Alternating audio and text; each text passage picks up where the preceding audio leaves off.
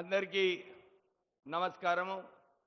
ఈ కార్యక్రమంకి వచ్చిన పెద్దలు గౌరవనీయులు ముఖ్యమంత్రి గారు, అలాగే ఈ జిల్లా ఎంపీ నాగేష్ గారు, ఎమ్మెల్యే గారు పాయల్ శంకర్ గారు, మాజీ మంత్రివర్యులు సుదర్శన్ రెడ్డి గారు, వినోద్ గారు, మన ఎమ్మెల్యే బొజ్జు గారు, మాజీ ఎమ్మెల్యేలు, మాజీ మంత్రులు, ఆదిలాబాద్ డిస్ట్రిక్ట్ పెద్దలు, ఈ కార్యక్రమంకి వచ్చిన అక్క చెల్లెళ్ళు, అన్నదమ్ములందరికీ కూడా నమస్కారములు చెప్తూ, మీ అందరికీ తెలుసు 10 సంవత్సరాలు టీఆర్ఎస్ ప్రభుత్వంలో ఒక అహంకార ప్రభుత్వం, అవినీతి ప్రభుత్వం జరిగింది.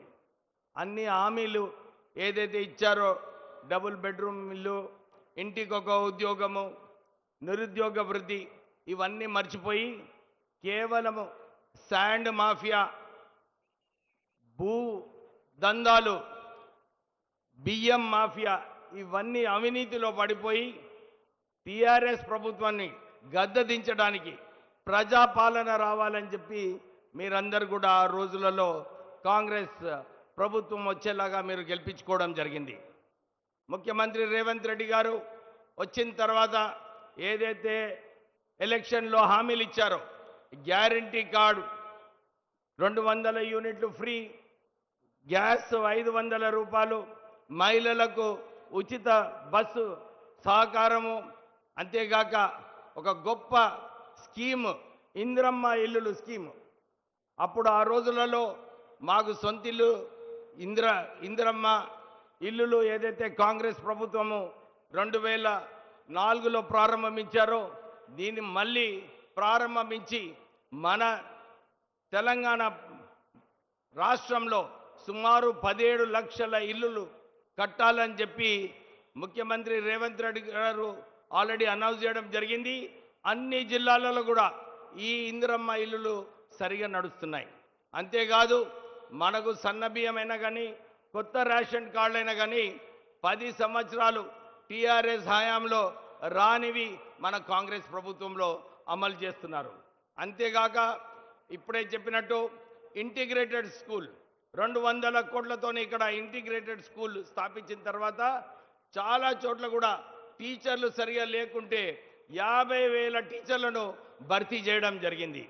ఈ కాంగ్రెస్ ప్రభుత్వం వచ్చిన తర్వాత సుమారు 1,00,000 ఉద్యోగాలు ఈ కాంగ్రెస్ ప్రభుత్వము మన పిల్లలకు ఇవ్వడం జరిగింది. అంతేగాక నిన్న ముఖ్యమంత్రి గారు మరొక 40,000 ఉద్యోగాలు నోటిఫికేషన్ త్వరలోనే జారీ చేస్తామని చెప్పి వారు మాట ఇవ్వడం జరిగింది. అంతేకాదు, ఉద్యోగాలు రావాలంటే మన రాష్ట్రంలో $3 ట్రిలియన్ ఎకానమీ కావాలని చెప్పి ముఖ్యమంత్రి గారు డావోస్ పోయి కొత్త ఇండస్ట్రీస్ రావాలని చెప్పి వారి ప్రయత్నాలు కూడా చేయడం జరుగుతుంది. ఈ కొత్త ఇండస్ట్రీస్ వచ్చినప్పుడు వీళ్ళందరికీ సరిగా ట్రైనింగ్ ఉండాలి, స్కిల్స్ ఉండాలని చెప్పి మన రాష్ట్రంలో 115 అడ్వాన్స్ టెక్నాలజీ సెంటర్స్ కూడా స్థాపించడం జరిగింది. ఇంతేగాక ఈ అడ్వాన్స్ టెక్నాలజీ సెంటర్లో ఈ ద్వారా 2 లక్షల మందికి ఉద్యోగాల ట్రైనింగ్ ఇస్తూ వీళ్ళందరికీ భోజనాలు పెడుతూ వీళ్ళందరూ కూడా స్కిల్డ్ ఫోర్స్ అయ్యి మనం ఫ్యూచర్లో వీళ్ళు ఇండస్ట్రీస్ వచ్చినప్పుడు వీళ్ళందరికీ ఉద్యోగాలు రావాలని చెప్పి ఆ కళ మన ముఖ్యమంత్రి గారు అమలు చేస్తున్నారు.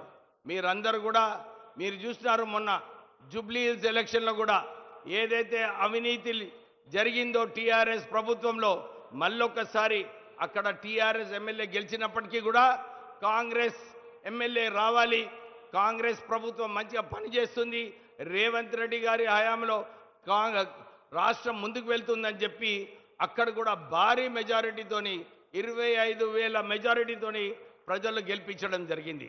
మళ్ళీ ఒక అవకాశం వస్తుంది. వచ్చే లోకల్ బాడీ ఎలక్షన్లలో కూడా ఏదైతే మేము సర్వే చేసినామో కనుక్కున్నామో మళ్ళొకసారి అవకాశము ప్రజలకు టీఆర్ఎస్ని భూస్వాత్మితం చేయడానికి మళ్ళొక అవకాశం వస్తుంది. ప్రజలందరూ కూడా ఈ ప్రజాపాలన, ఈ అభివృద్ధి పాలన చూసి మళ్ళొకసారి కాంగ్రెస్ అభ్యర్థులను అన్ని చోట్ల కూడా గెలిపించాలని చెప్పి కోరుతూ ముగిస్తున్నాను. జై హింద్. అమాత్యుల వారికి ధన్యవాదాలతో ఉమ్మడి జిల్లా సమగ్ర అభివృద్ధి కోసం తమ అనుభవాన్ని